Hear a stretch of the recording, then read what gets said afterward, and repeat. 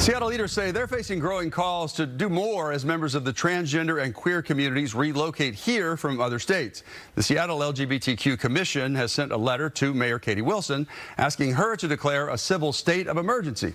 Fox 13's Alejandra Guzman spoke with a trans woman who left Texas and asked her why she believes these resources are so important.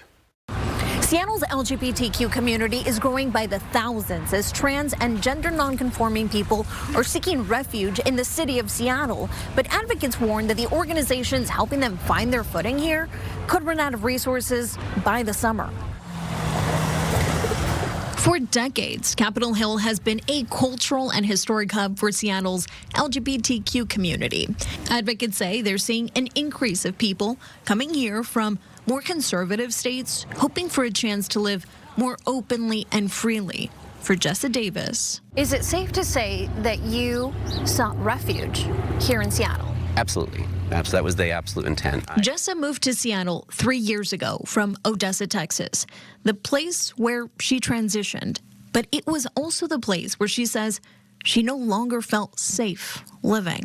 Jessa says she stayed in the closet for years, but the emotional toll became too heavy. I was just like, I don't care, about anything more than, trying to alleviate this just sense of dread.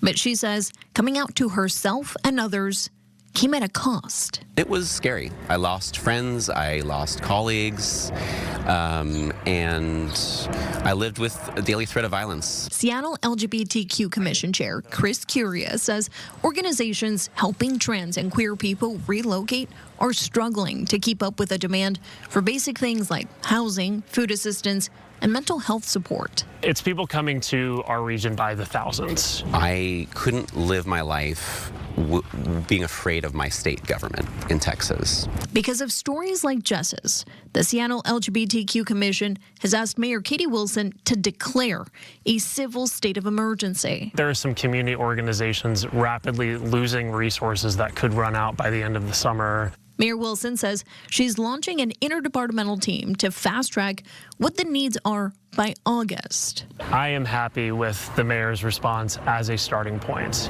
A rally in support of the transgender community is planned for Saturday at Cal Anderson. The commission hopes it sparks urgency so that funding and resources become available to help people like Jessa, who found safety in Seattle. From Capitol Hill, I'm Alejandra Guzman.